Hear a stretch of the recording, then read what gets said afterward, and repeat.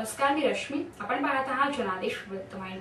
ज्येष्ठ निरूपणकार आप्पासाहेब तथा दत्तात्रय नारायण धर्माधिकारी यांचा नागरिक सत्कार तसेच निरूपणकार सचिनदादा धर्माधिकारी यांना रायगड भूषण पुरस्कार प्रदान सोहळा गुरुवारी दिनांक 9 जानेवारी रोजी महाडमध्ये लाखो समर्थ श्री सदस्यांच्या साक्षीने पार पडला.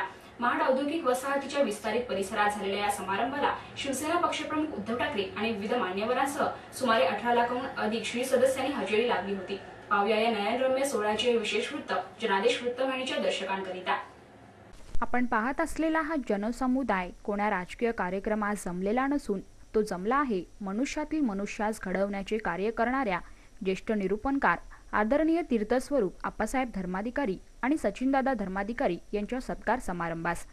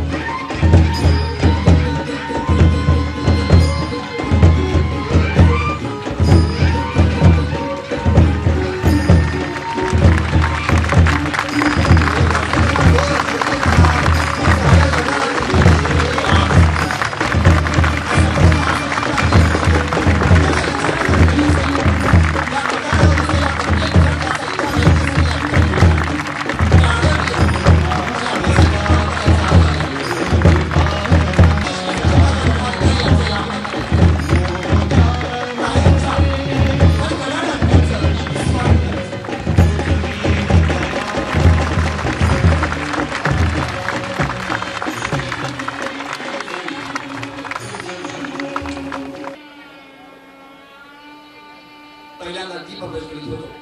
अर्थात आजचा दीप म्हणजे संस्कार दीप. महाराष्ट्र भूषण डॉक्टर श्री नानासाहेब धर्माधिकारी यांच्याकडचे संस्कार आदरणीय श्री आप्पासाहेब धर्माधिकारी यांच्याकडे. आदरणीय श्री आप्पासाहेब धर्माधिकारी यांनी त्यांचे संस्कार आदरणीय श्री सचिनदादांकडे आणि आज तेच संस्कार आज तुमच्या आमच्या सर्वांमध्ये नसांमध्ये होते. म्हणून आजचा हा संस्कार दीप आणि त्याचे प्रज्वलन या ठिकाणी सर्व मान्यवरांच्या हस्ते.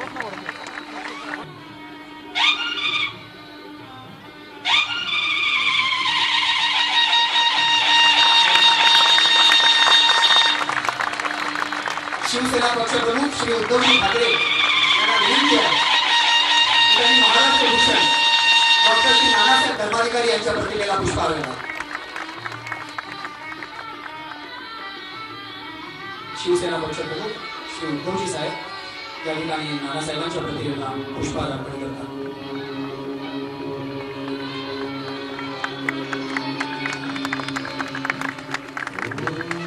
आपल्या सर्वांच्या आयुष्यात केवळ जय मिळवून देणारा धर्माधिकारी कुटुंबातील महाराष्ट्र भूषण डॉक्टर श्री नानासाहेब धर्माधिकारी यांच्या प्रतिमेला श्री उद्धवजी ठाकरे या ठिकाणी पुष्पहार अर्पण.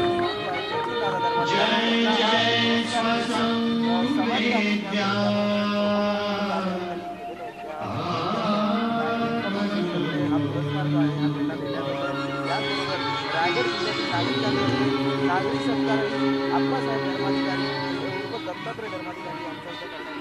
त्यामुळे आपण जर बघितलं तर धर्माधिकारी कुटुंबियांचे जे अनुयायी आहेत ते सगळे आहेतच. त्याचबरोबर मोठ्या प्रमाणामध्ये रायगड आणि महाड या क्षेत्रातील महाड जिल्हा परिषदेच्या वतीने समाज प्रबोधनाचे कार्य करणाऱ्या श्री तीर्थस्वरूप आप्पासाहेब धर्माधिकारी यांचा मुख्य नागरिक सत्कार तसेच आदरणीय तीर्थस्वरूप श्री सचिनदादा धर्माधिकारी यांना रायगड भूषण पुरस्कार प्रदान सोहळा महाड येथील औद्योगिक वसाहतीच्या विस्तारित परिसरात आयोजित करण्यात आला होता.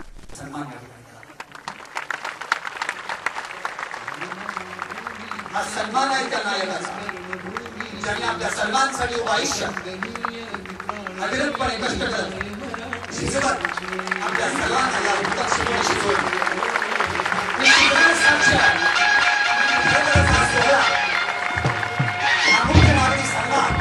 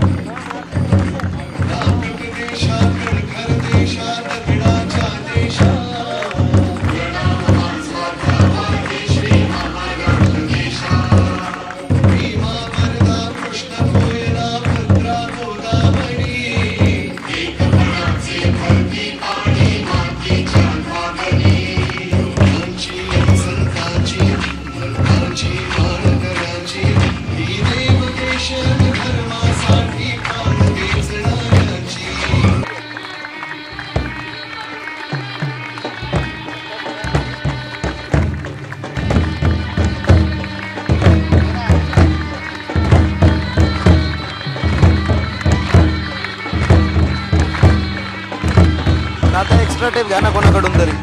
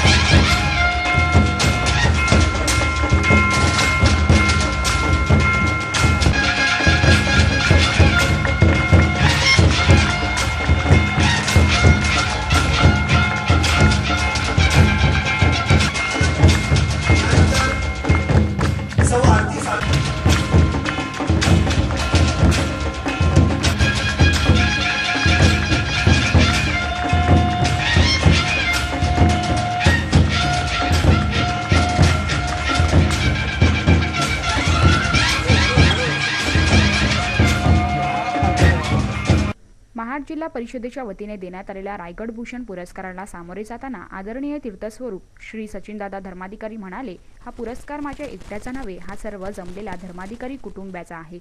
त्यांच्या कार्याला सन्मानित केलेला आहे. ज्या ज्ञानातून, ज्या विचारातून, ज्या शिकवणीतून मनुष्याच्या हृदयात परिवर्तन होतं, ते जे विचार आहेत, ते जे ज्ञान आहे, त्याला आपण श्रवण म्हणतो. श्रवण म्हणजे काय? श्रवणाचा अर्थ काय जातो? श्रवण म्हणजे जिथे जिथे शब्द कमी पडतात, ज्या शब्दाच्या पलीकडे आहे, जे ऐकलं जातं, जे शब्दातीत नाही, जे शब्द ऐकल्यानंतर माणसाच्या हृदयात परिवर्तन होतं आणि शब्द जिथे थांबतात, जिथे शब्दरूपाने जी कल्पना उभी राहिलेली असते, जे शब्दरूपाने आपल्याकडे जे विचार उभे राहिले असतात, प्रतिक्रिया राहिले असतात, हे जेव्हा गळून पडतात त्याला श्रवण असं म्हणतात. म्हणजे श्रवणातून आपल्याला काय काय प्राप्त होतं, ही प्रचिती कधी आली? श्रवणातून मिळालं, नंतर मनन झालं, मननातून निधिध्यासाकडे गेलो. श्रवण झाल्यानंतर मनन कसं आलं? मनन म्हणजे काय? हे जे मिळालेले ज्ञान आहे, शब्दाच्या पलीकडे असणार, जे शब्दातीत नाही, अनिर्वाच्य आहे, जे वाचेत नाही, वाचेच्याही पलीकडे आहे, असे जे शब्दारूपाने जे ज्ञान प्राप्त झालं, ही मनुष्य जीवनात मनुष्याने मानव धर्माची शिकवण कशा प्रकारे घेतली पाहिजे आणि मानव धर्माची शिकवण आहे, जे विचार आहेत, त्या विचारातून आपण आपली योग्य दिशेने वाटचाल कशी करावी, ज्याच्यातून समाज आणि प्रत्येक समाजातला घटक ज्याचा लाभ होऊ शकेल, जो लाभ होत जाईल, ते ज्ञान आहे, ते ज्ञान कशा प्रकारे होतं आणि ह्याचेच विचार मनामध्ये अंतरी सारखे घोळत राहतात की मला कसं अट्टास असतो त्याचा, की मला चांगले विचार कसे येता आले पाहिजे, की मला चांगला विचार कसा ज्ञानातून घ्यायला पाहिजे, हे सगळे मनात जेव्हा हक्के विचार सगळं चालू होतं त्याला मनन असं म्हणतात. ह्या मननातून विजिज्ञासा होतो, मग सारखा हा ध्यास लागतो की मला हे काय येत नाही, मला कसं करता येत नाही. हा ध्यास लागायला की मग ही जी ध्यासाची जेव्हा क्रिया पूर्ण होते तेव्हा ध्यासाकडे वळला.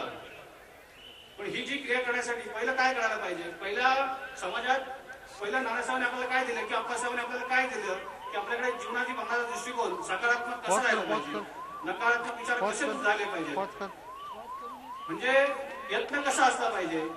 यत्न म्हणजे काय? जे येत नाही त्यासाठी धडपड करत राहायचे, त्याला म्हणतात यत्न. प्रयत्न हा योग्य दिशेला असेल तर फळ प्राप्त होतं, नाही तर प्रयत्न हे योग्य प्रकारे नसेल तर नुसतंच श्रम केले जातात आणि आपण म्हणतो मला अपयश आलं, त्याला म्हणतात प्रयत्न नाही, यत्न करायला पाहिजे. आपण सोडायचे असतील तर काय पाहिलं पाहिजे आपल्याकडे? तर आपल्याला पहिलं पाहिजे संत वाङ्मयाची शिकवण. या शिकवणीतूनच समाजाला योग्य दिशा देता येऊ शकेल आणि मनुष्याला शांत करता येऊ शकेल.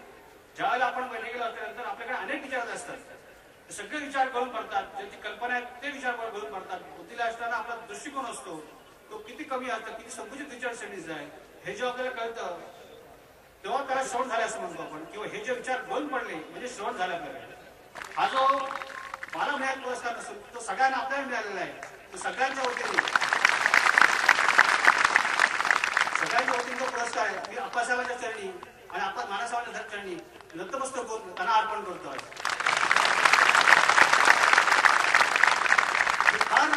आज जीवनातला फार मोठा आयुष्यातला क्षण आहे आपल्या आयुष्यातला, की जो पुरस्कार हा एक स्मृतिचिन्ह नव्हे, हे आपल्याला स्मृतिचिन्ह नव्हे, हे स्मृती असणार आहे. त्यातून स्मृती काय घेतली पाहिजे याच्यातून, की आपल्याला आणखी जीवनात आणखी किती मोठी वाटचाल करायची. ही तर अजून सुरुवात आहे आपल्याकडे. अजून आपल्याला खूप काय पल्ल्या काढायचा, की आपण खूप पुढे कार्य करायचं. या कार्यातून आपल्याला खूप काय आपल्याला समाजासाठी देशासाठी आपल्याला खूप काय देता येऊ शकेल. म्हणून प्रत्येकाने स्वतःची मानसिक तयारी किंवा शारीरिक तयारी, जेव्हा आता आर्थिक तयारी, सगळ्या प्रकारची आपली तयारी असली पाहिजे, की ही मी कार्य करण्यासाठी प्रथम पुढे असलं पाहिजे. जर आपलं कार्य करायचं आहे आपल्याला तर प्रत्येकाचा सिंहाचा वाटा यायचा, तर प्रत्येकाचा एक एक कण आहे. हा जगन्नाथाचा रथ आहे, हा प्रत्येकाने ओढून न्यायचा आपल्याला. हे कार्य काय मी एकटा करत नाही. हे आज जे समोर समाज बसलेला आहे, या समाजाने आज धर्माधिक कुटुंबीय हा सगळ्यांनी ओढून दिलेला रथ आहे. म्हणून आज एवढं कार्य आज विशाल आणि भव्य तरी दिसत आहे. ह्याच वाटचालीत आपल्याला पुढे चालायचं आहे आणि ह्याच्यातून समाजासाठी आणि देशासाठी आपल्याला काय देता येऊ शकेल. नानासाहेबांनी ह्याच ठिकाणी आपल्याला 12 वर्षापूर्वी 10 वर्षापूर्वी आपल्याला सांगितलं, 12 वर्षापूर्वी सांगितलं, 2002 साली सांगितले. 1 मार्च 2002 साली ज्या दिवशी नानासाहेबांचा वाढदिवस होता, त्याच वेळेला किशोर धारी आहेत, जे हिरवळचे अध्यक्ष आहेत, त्यांनी स्वतः आपल्याला त्यावेळेला कार्य करायला, की त्यांचा हट्टच होता की वाढदिवसालाच कार्यक्रम घ्यायचा, बाकी कधीच कार्यक्रम घ्यायचा नाही. पण तो नानासाहेबांनी हट्ट पुरा केला की त्याच दिवशी ठीक आहे, तुझी इच्छा आहे ना, त्याच दिवशी कार्यक्रम घेऊ आपण. पण त्या कार्यक्रमात नानासाहेबांनी आपल्यासमोर एक विचार दिला. तो आयुष्यात एका वाक्यात किती मोठा विचार आहे की याची तुलना होऊ शकत नाही. मी देशाला काय देतो हे फार महत्वाचं आहे. देश मला काय देतो हे वेगळ्यापेक्षा देशाने मला काय दिले यापेक्षा मी देशाला काय देतो हे फार महत्वाचं आहे. म्हणजे प्रत्येकाला आपली अपेक्षा असते, मला देशाकडून काहीतरी राहावं, मला सरकारकडून काहीतरी राहावं. अरे का असावी अपेक्षा. हे त्यावेळेस नानासाहेबांनी आपल्यासोबत विचार मांडले, त्यातून आपण किती उत्साहातून आणि कार्यातून आपण उभं केलं पाहिजे हे आज आपल्यासोबत दिसत आहे. आपण सामाजिकातलं एक प्रत्येक कुठलाही असा एक घटक ठरलेला नाहीये की आपल्याला सामाजिक उपक्रम आपल्याकडे स्वच्छता अभियान आहे, नंतर रक्तदान शिबिर आहे, असं अनेक प्रकारचे आपल्याकडे आहेत. आरोग्य शिबिर आहेत, वेगवेगळ्या प्रकारचे आहेत, व्यसनमुक्ती आहे, साक्षरता आहे. हे सगळ्या प्रकारे आपल्याकडे कार्य आहे. कुठलं असं कार्य नाही, कुठलं असं एक राहिलेलं नाही कार्य की ह्याच्यातून आपल्याला सामाजिक उपक्रम नाही आपल्या हाती घेतलेला. आपण हे नानासाहेबांनी आपल्याला त्या विचार दिले, त्या विचाराने प्रेरित होऊन की त्या विचारातून स्फूर्ती घेऊन आज आपण आज ते कार्य करतो. समाजातला प्रत्येक घटक आज या कार्यासाठी उभा आहे. सांगावं की आपण सांगावं की काय करावं काम, की आम्ही कशासाठी येऊ, काय प्रत्येकाला पुढाकार आहे किंवा ग्रुपाने काम करत आहे. म्हणून आज हे एवढं मोठं कार्य झालं उभं राहिलं दिसते. म्हणजे ही जी त्याग करण्याची वृत्ती आहे ही नानासाहेबांनी आपल्याला दिली, अप्पासाहेबांनी दिली, की दुसऱ्यासाठी कसा त्याग करावा, दुसऱ्यासाठी कसा अट्टास असला पाहिजे, की दुसऱ्याला आपल्याला आणखी कसं आनंदी ठेवता येऊ शकेल, कसं समाधान ठेवता येईल, की आपल्यापासून दुसऱ्याला कशी पीडा देता येऊ शकत नाही. हे आपल्याला विचार नानासाहेबांनी दिले. हे अप्पासाहेबांनी आपल्यासोबत ध्येय ठेवलं आणि त्यांच्याच मार्गदर्शनातून, अप्पासाहेबांच्या मार्गदर्शनातून आणि तुम्ही आणि मी हेच मार्गदर्शन आज जीवनात पुढे आपल्याला वाटचाल करायची आहे.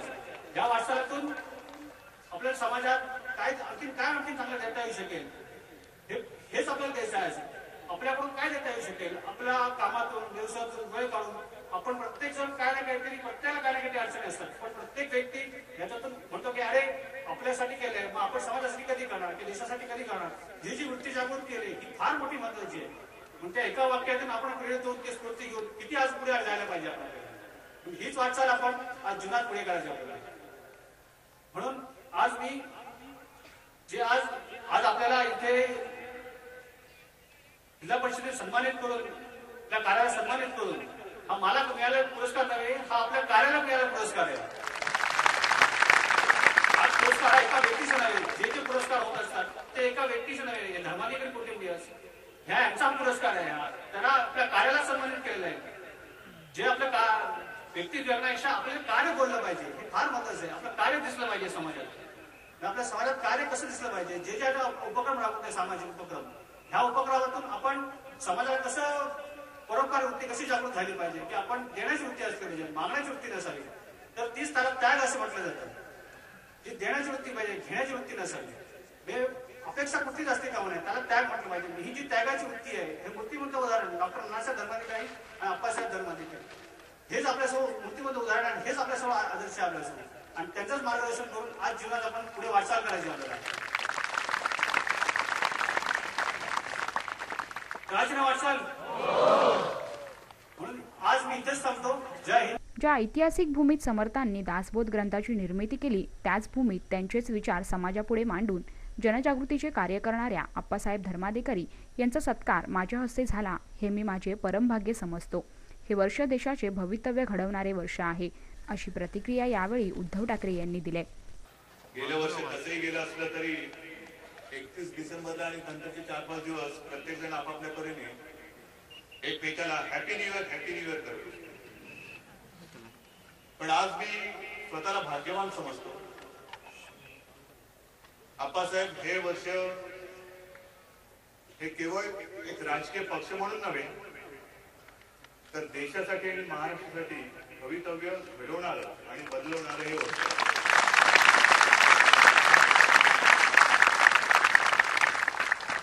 आणि वर्षाच्या सुरुवातीलाच आपले आशीर्वाद आणि अथांग पसरलेल्या भक्तिसागराचं दर्शन, हे दर्शन घेऊन आपल्यापासून प्रेरणा घेऊन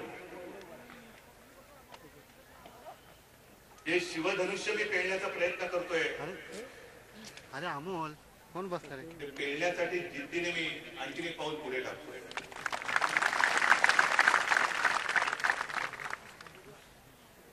मी स्वतःला भाग्यवान आणखीन एका गोष्टीसाठी समजतो. आप्पासाहेब आपला एकच मला वाटतं दुसरा कार्यक्रम, पण त्याच्या आधी नानासाहेबांचाही नागरी सत्कार करण्याचं भाग्य मला लाभलं होतं डोंबिवलीत.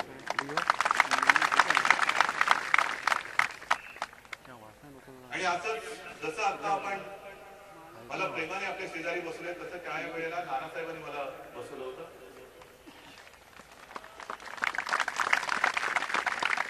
आपण असल्यानंतर समोरचं दृश्य काय असायला पाहिजे हे वेगळं सांगण्याची गरज नाही.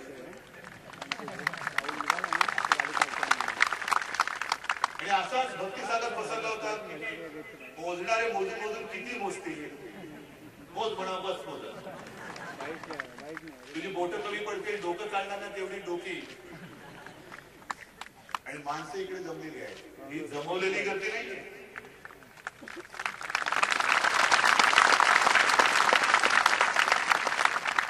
आणि त्यावेळेला परमपूज्य नानासाहेबांनी मला सांगितलं की तो एक लक्षात घे, ही जी इकडे माणसं जमली ती अशी जमलेली नाहीये. 65 वर्ष, त्यावेळेला 65 वर्ष जवळपास झाली होती. ती यांच्या घराघरामध्ये जाऊन पोहोचलेलो, यांच्या घराघरात गेलेलो आहे.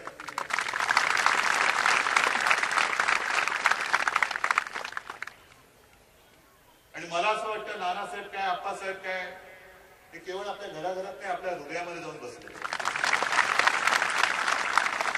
आणि आज ह्या मैदानावरती भक्तिसागर उसळलेला आहे. कसा भक्तिसागर, कसं धर्माचं राज्य, ते शिवरायाला अभिप्रेत होतं, समर्थ रामदासांना अभिप्रेत होतं.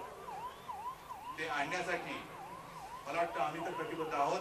अप्पासाहेब आपलं मार्गदर्शन पाहिजे. जर आम्ही चुकलो, कान धरायचा अधिकार आपल्याला आहे, कान धरायचा अधिकार. आणि म्हणून ही नवीन वर्षाची सुरुवात होते आहे. भले इंग्रजी कॅलेंडर प्रमाणे, तर इंग्रजी कॅलेंडर प्रमाणे, पण राज्य आणि देश हा माझा आहे. आणि या देशाला, या राज्याला अगदी सोन्याचे नसले तरी सुखाचे आणि समाधानाचे दिवस आणण्यासाठी आम्ही शपथबद्ध आहोत. जय हिंद, जय महाराष्ट्र, जय सद्गुरू. महाड येथे झालेल्या सत्कार समारंभात धर्माधिकारी कुटुंबियांवरील टपाल तिकिटाचे प्रकाशनही यावेळी करण्यात आले. माणसाच्या अंतःकरणात मानवता धर्म असावा. अंतःकरणाची श्रीमंती सर्व प्रकारची सुख देते. ज्ञानाच्या अज्ञानात अज्ञानाची आहुती द्या आणि अंतःकरणातल्या कचऱ्याचा खडानखडा वेचून टाका, अशा शब्दात श्री तीर्थस्वरूप अप्पासाहेब धर्माधिकारी यांनी महाड येथे झालेल्या नागरी सत्कारात आपले विचार मांडले. रायगड भूषण पुरस्कार आज उत्पन्न होत आहे. रायगड ही शिवरायांची कर्मभूमी, त्यांचे पदस्पर्शाने पावन झालेले. बस समर्थ रामदास स्वामीच्या पदस्पर्शाने शिकवणीने पावन झालेले. तसेच हे जवळ असलेले जाधवाचे जन्मस्थान शिवतरगड, हा महाड शहराचा विशेष शिल्पकार, भारतीय घटनेचे शिल्पकार, महामानव भारतरत्न डॉक्टर बाबासाहेब आंबेडकर यांची सत्याग्रहाची क्रांती भूमी, या सर्वांच्या पदस्पर्शाने पवित्र झालेली रायगड किल्ल्याच्या पायथ्याशी असलेले ऐतिहासिक महाड तिथे होत आहे. महाडची आज ओळख आपल्याला एवढ्या प्रकारे कळते. अशा ह्या कार्यक्रमाला उपस्थित सर्व बंधू भगिनी, व्यासपीठावर सन्माननीय आलेची माननीय श्री उद्धवसाहेब ठाकरे शिवसेना पक्ष प्रमुख, आपली एवढी जबाबदारी असून सुद्धा आपल्यासाठी इथे येऊन बसले.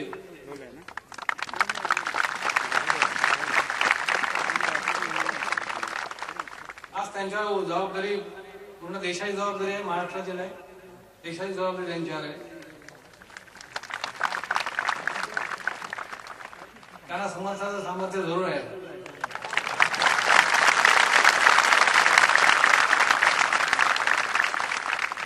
रायगड जिल्हा परिषदेतर्फे रायगड भूषण पुरस्कार जाहीर झाला.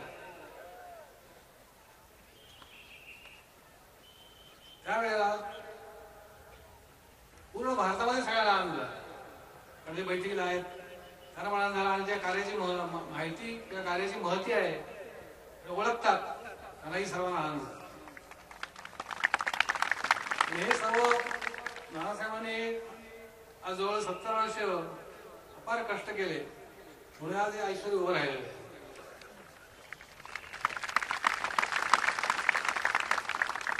12 वर्षापूर्वी इथेच श्री हिरवळ प्रतिष्ठान महाड त्यांचे अध्यक्ष श्री किशोर भाई धारिया आपण उपस्थित आहेत. त्याच्यानंतर हा आज कार्यक्रम झाला. त्यावेळेला आपण गर्दी अशीच होती.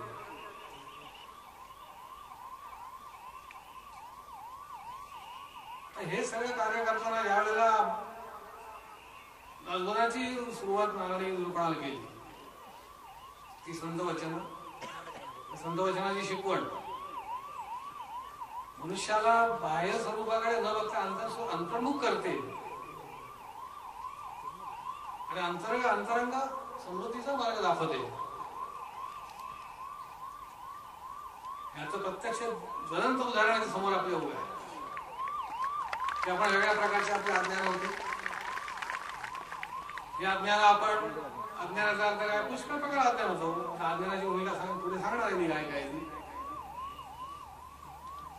पण मनुष्य बाहेर न बघता आपल्या अंतरंगात बघतो. हे पहिली शिकवण आपल्याला संत महात्म्यातून मिळते. कारण मनुष्य आज बाहेरच बघत आलेला आहे. आजपर्यंत बाहेर बघून तो बाहेर बघत बसतो, अंतरंगात बघण्यात विसरतो. अंतरंगामध्ये जे काही दोष असतात, जे काही वाईट गुण असतात, जे काही वेगळ्या प्रकारची भूमिका आमच्या कर्णामध्ये असते ती त्या माणसाला कळत नाही. आपण बाहेर बघतो आपली चूक आहे. अंतरंगामध्ये बघून आपण सुधारणा करावी किंवा आपल्या अंतःकरणातले जे विचार वेगळ्या प्रकारचे आहेत हे वेगळ्या पद्धतीकडे आपल्याला अधोगतीकडे नेतात. आणि त्या अधोगतीची भूमिका जी आमच्या कर्णामध्ये आपल्याला अपयशाची येते ही फार वाईट असते. त्यामुळे आपलं चुकलेले जे काय मार्ग असतात, त्या चुकलेले जे आपले विचार असतात हे आपल्याला बदलता येत नाहीत. अंतःकरणामध्ये अंतर्मुख झालो तर नक्की बदलता येईल. आता कलियुगामध्ये या प्रत्येक व्यक्तीला निराश निरीक्षण हतबल म्हणून देहरहित ध्येय सुद्धा माणसाचं काही नाही आज काही जे आपण मनुष्य चालतो ते आपल्या जीवनामध्ये ध्येय पाहिजे आणि त्या ध्येयाला जर आपण पूर्ण जर त्याचे कर्तृत्व भूमिकेतून जर आपण ते ध्येय ठेवलं तर माणसाला यश जरूर आहे. प्रत्येक वेळेला वाईट आचरणाचा जो पश्चाताप होतो तो नेहमी माणसाला वेगळ्या पद्धतीने नेत असतो. पश्चाताप होतो याचा अर्थ काय वाईट मनुष्य करतोय एकदा समजतं माणसाला की हे वाईट आहे तरी पण मनुष्य परत तेच करतोय. ही जी काय भूमिका माणसाच्या अंतःकरणामध्ये आहे ही पहिली जायला पाहिजे. याचा अभ्यास प्रत्येकाने आपण करायला पाहिजे. एखादी वाईट गोष्ट आपण सोडली की नाही परत त्या विषयाकडे न जाय. तो द्वेष असो मत्सर असो तिरस्कार असो कोणत्या प्रकारची व्यसन असो किंवा कोणत्याही आणखी वेगळ्या अंतःकरणामधले वेगवेगळे विचार घालणारे असो न सांगणारे असतात ते सुद्धा नसावेत. हे सगळं बोलायचं किंवा हे सगळं करायचं म्हटल्यानंतर अंतःकरणामध्ये मानवता धर्म जो आहे तो मानवता धर्माची भूमिका अंतःकरणामध्ये आपल्याला प्रत्येकाला अभ्यासात घ्यायला पाहिजे. आता मानवता धर्म म्हणजे काय हा अतिशय मोठा मानव धर्म आहे. मानवी धर्म आपण त्याला म्हणतो. सगळ्या धर्मामध्ये श्रेष्ठ धर्म तो मानवी धर्म. बाकी धर्म आलेले आहेत तंत्र आले माणसाने केलेले आहेत. मानवी धर्म जो आहे हा पहिल्यापासूनच ही संस्कृती आपली मानव धर्माची मानवाची संस्कृती जी आहे ही मानवी धर्माचीच आहे. त्यासाठी जे अंतःकरणामध्ये जी भूमिका आपल्या विचारांची मानवी धर्माची पाहिजे प्रत्येकाला संत वाङ्मयातूनच मिळेल बाकी कुठेही मिळू शकत नाही. त्यासाठी साधी साधी आपण खुंगाड आपण घ्यायला पाहिजे. आता पेपरमध्ये वाचतो आपण स्त्रियावर वेगवेगळ्या प्रकारचे अत्याचार होत असतात. वेगवेगळ्या प्रकारची भूमिका आपण प्रत्येक वेळेला पेपरमध्ये काही ना काही बातम्या वाचत असतात. पेपरामध्ये येताना आपण वाचतो आपल्याला समजतात. मी असं म्हणतो आपल्या अंतरीची त्याची खूनगाड आपण अंतरामध्ये घ्यायला पाहिजे की परस्त्री माता ही भगिनी समान आहे. घेतो का आपण नाही घेत आपण म्हणजे आपण घ्यायला पाहिजे. आज रविवार आहे 31 तारीख आहे 31 डिसेंबर आहे. आता 31 म्हटल्यानंतर आता अतिशय दुःखाच्या विषय होता आम्हाला. तुम्ही आलेल्या नववर्षाचं स्वागत कुठल्या प्रकाराने करता तीच अपेक्षा पुढे धरून मनुष्य चालतो. 31 तारखेला बघितलं ना सगळीकडे पार्टी आणि दारू काय बोलण्याचा अर्थच नाही. अतिशय दुःख होतं की असं काय नवीन वर्षाचं स्वागत आपण वेगळ्या प्रकारे करायचंय. नवीन वर्ष उत्तम यावं सगळ्या प्रकारे भरभराट यावी मनुष्य म्हणून जगता आपलं उत्तम प्रकारे यावं.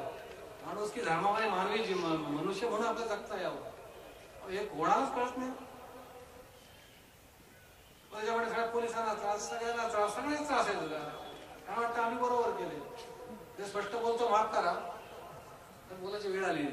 यावर्षी अतिच प्रकार वाढत चालले. म्हशीच्या गोठ्यामध्ये येऊन बसतात काय बोला प्रत्यक्ष डोळ्याने बघितले आमच्या गावावर.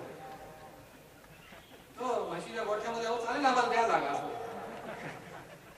काय अवस्था होता काय म्हणून मानव म्हणून जगण्याची आपली भूमिका काय असेल नाही काय आपली अवस्था असेल नाही. आज चाललेल्या विश्वामध्ये सगळे हे वेगळ्या वेगळ्या प्रकारचे कलियुगाचे विचार यातून आपण बाहेर कसे काय पडणार. निव्वळ गुरुचरित्रामध्ये आपण जे म्हणतो धार्मिक नाही ते त्याच्यामध्ये दुसरा अध्याय दिलाय त्या ब्रह्मदेव आणि कलीचा संवाद आहे. फार वाचणार काय प्रत्येकाने वाचावा. पण हे अशी जी भूमिका अंतःकरणाच्या विचारांची येते की मला एवढं मी करतोय मला यश येत नाही मग तो सांगतो कुठे बघायला जाऊ आपण. सुशिक्षित माणसं नको त्या ह्याला बळी पडतात. कुठल्याही भक्ताकडे जातात त्याच्याकडे पैसे घालतात. तो सांगतो तुमच्याकडे असं केले तुमच्या विधवाश्रीने केले तुम्हाला शेजारणी केले पादराने केले तुमच्या नातेवाईकांनी केले. तो असं काही सांगून देतो तो मनुष्य संशय घेऊन जातो. काय अवस्था आपली याचा संशय घेतलेला मनुष्य काय करत आहे सांगा मला. आपल्यामध्ये एकमेकांचं आपलं प्रेम वाढलं तर देश मस्त तयार होऊन शत्रूचं वाढलं अशी अवस्था देशामध्ये आहे. स्पष्ट बोलत आहे मोठमोठे महाराज असतात मला नाही का त्याचा कटाक्ष आहे. सोने चेनी काय अडचण सांगा मला अंगठ्या काढतात आणि सुशिक्षित लोक त्यांच्या जाऊन मानतात. सुशिक्षित म्हणतात स्वतःला त्याला मान देतात.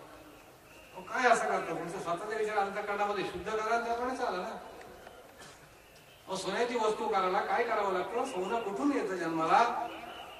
आणि सोन्याची वस्तू अशी पडत नाही कधी, अशी हातामध्ये कधी येत नाही.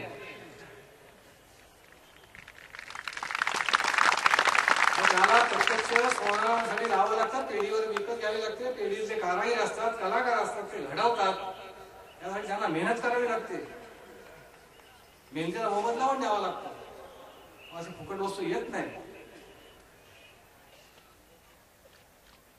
ही जी करणारी सेवाभावी हा धर्म आहे, हा धर्म प्रत्येकाला जर आला ना, प्रत्येकाने घेतला ना, तर ते समृद्ध व्हायला वेळ लागत नाही.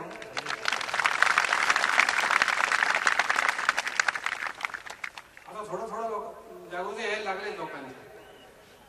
आणि मागच्या वेळेला आम्ही बघितलं, ज्यावेळेला एक शहर स्वच्छ केलं आम्ही, त्या बैठकी व्यतिरिक्त माणसं सुद्धा काम करत होते.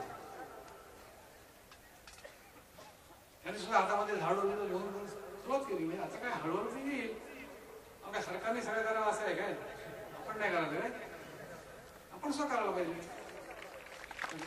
सगळ्या स्कीम असतात, सगळ्या प्रकारचे काय योजना असतात. जिल्हा परिषदेने सगळं करावं असं आहे, आपण नाही करू, आपण करायला पाहिजे. तेव्हा हे सगळं उत्तम प्रकारे आज साफसफाई झाली आणि आपल्या बसायला सुद्धा आरामदायी. कुठे खडासा टोपला नसेल कोणाच्या, त्या खडाने खडा गोळा करून टाकला. बाहेर गोळा केला तर आमचं काम प्रत्येकाने करावा. कॅमेरामॅन किशोरसह सुरेश पाटील, जनादेश वृत्तवाहिनीकरिता. आपल्या विभागात कोणती अनुचित घटना घडली असल्यास अथवा कोणती समस्या असल्यास आम्हाशी जरूर कळवा. आम्ही ते आमच्या वृत्तवाहिनीवर जरूर प्रदर्शित करू. आमचा पत्ता 117 लाखी हाऊस रोड, गोवंडी पूर्व, मुंबई 400088. आमचा दूरध्वनी क्रमांक 641312116 किंवा 9322860153. तर हे होते महाड येथील रायगड भूषण पुरस्कार सोहळ्याचे विशेष वृत्त. पुन्हा भेटूया याच वेळी याच ठिकाणी. आपली बातमी आपली वाहिनी. पाहत रहा जनादेश वृत्तवाहिनी. नमस्कार.